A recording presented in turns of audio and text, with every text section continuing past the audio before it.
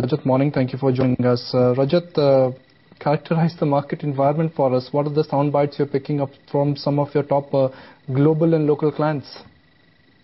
Well, at this point of time, people are quite nervous about the way currency has been behaving. I think that's the fundamentally at the levels of 49.50, people were expecting some depreciation, but maybe 52, 53 was a more normalized levels.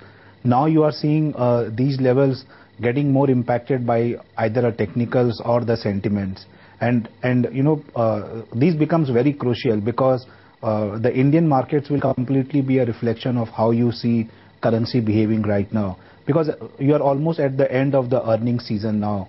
Almost more than 75% of the universe has reported numbers, and numbers have not looked that bad. Of course the expectations itself were toned down a lot, but overall numbers are okay, growth rates are moderating, but currency is the something that we need to fix very urgently. Otherwise this can really create next phase of underperformance for Indian markets. Rajat, but what is your sense? Besides what the rupee is up to, do you think largely it will be news flow out of Europe which is going to dictate the world markets?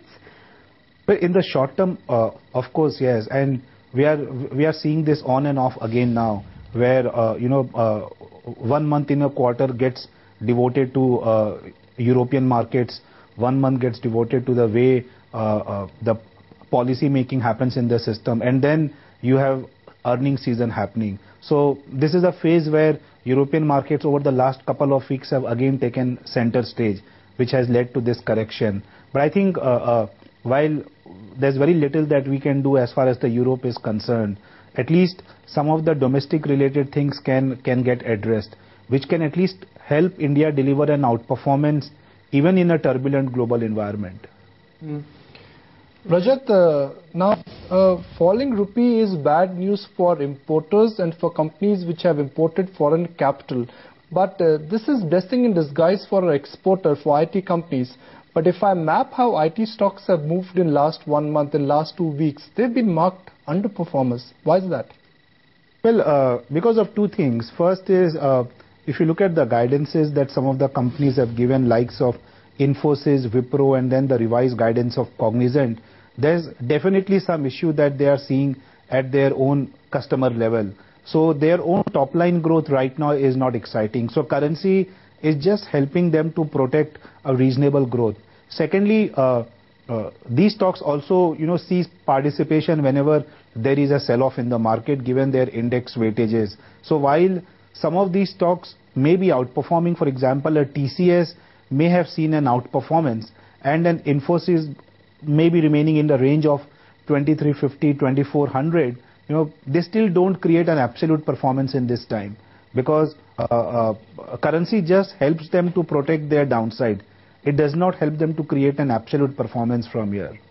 So Rajat, what is your sense of which way the market is headed? Do you think there is a fair chance that we could test the December lows, or do you think we are going to sort of dabble in a range bound sort of move and try and attempt any pullback? Well, I think we have been maintaining this, that we are fortunate that markets have still been holding on very well between this 16 to 17,000 range, because the kind of headwinds which have been building on almost every front, be it global, be it domestic, be it some of the economic parameters, we are fortunate that 16-17,000 has been a level which has been holding on very well. I think right now markets are going more through a time correction rather than a price correction, and as a result, based on FY13 today, your price to earnings have got moderated more closer to less than 13 times. So maybe you see markets being flat for another 1 quarter or so, and then 12.5 times becomes the base case multiple for the markets to trade at. Rajat, I just want to spend some more time on discussing the implications of currency on individual companies. Would you avoid stocks like Tata Steel, Bharti, Suzlon, companies broadly speaking which are exposed to a dollar-denominated debt, and given the way our currency has cracked, they could report a huge forex loss? Well, we generally don't take stock views purely based on currency, because currency as we have seen over the last 3 quarters, every quarter it moves either way by 10-15% now. So that probably helps a little bit of trading, but not from an investment point of view. But I think there are more business reasons to take call on these stocks. For example, Tata Steel, we just recently downgraded the stock because we think that the kind of earnings which is coming from their offshore subsidiaries continues to disappoint, and because of which we still see that with the weak outlook in the steel market, one is better off from this stock right now. As far as Bharti is concerned, I think the stock has really not tanked because of the currency depreciation. But I think the important factor for Bharti is how the entire regulatory framework shapes up over the next couple of quarters, because that is more challenging. That is what dents the business. So currency definitely helps to inflates or deflates earnings to a bit, but I think multiples do get adjusted accordingly. Rajat, what about banks? Because the SBI's earnings seem to have sort of turned the leaf over for the entire financial pack.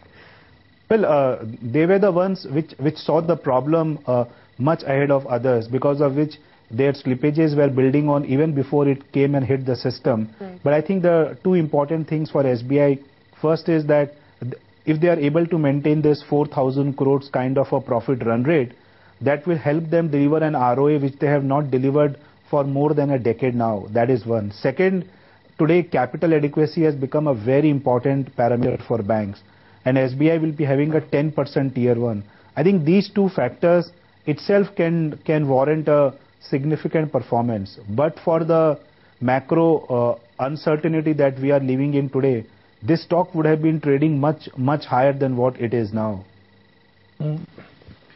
Rajat, for those who thought that defensive stocks were expensive and it's time to sell defensives, they've got that trade wrong from last 1 year.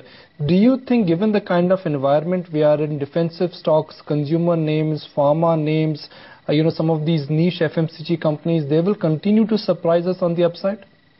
Well, we have divergent views between pharma and FMCG. While for FMCG as a sector, we find very low rationale to explain on how they can make absolute returns from here. In pharma, we are quite positive, because if you just look at the guidances of each of the companies that gave over the last couple of weeks, they are much more than what every analyst or the street has been factoring in. At least the large cap pharma companies are looking at a 20 to 30% kind of a growth, and some of the mid caps are looking at 25 to 30% plus kind of a growth.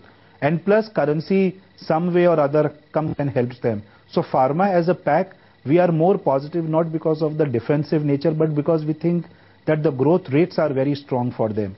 FMCG, their growth rate is unlikely to budge more than 17-18%. And for them to trade at 25 to 35 times earnings right now, they are probably helping you protect your capital, but they will not deliver an absolute return, at least over the next few quarters. Rajat, now enough and more has been discussed on why Reliance is underperforming. But at these levels, do you think Reliance could be a good contra bet? 2 years ago, Reliance was trading at the 30% premium to global commodity companies. Now it is at the 30% discount to global oil majors. Well, I think price-wise, valuation-wise, probably it's getting into a right zone now. But it still lacks any convincing triggers for investors to go overboard at this point of time. This is a market where in the large caps you are getting some fantastic opportunities where companies are delivering very well, their guidance is very robust, and still prices are not moving. So we would advise to be overweight on those names first. But yes, given that Reliance itself is an important benchmark, has underperformed now for 3 years in a row, it's now coming closer to a price where it will start looking attractive, because somewhere as the bounce back in some of the core businesses starts happening, you can start at least seeing the market performance returning into the name. Rajat, so if you have to construct a portfolio which is capable of generating about 20% return in the next 12 to 18 months, what would you like to buy in that portfolio? Well, stocks that we are very positive on right now is L&T, State Bank of India, Ambuja Cement, Bajaj Auto, Oil India is a new coverage that we did, Dr. Reddy's. I I think each one of them have a potential to deliver more than 20-25% return. Some of these stocks can deliver even much higher returns with some improvement in the underlying macro. But even if assume that the current macro prevails, I think a lot of these stocks deserve to trade higher than what they are doing now.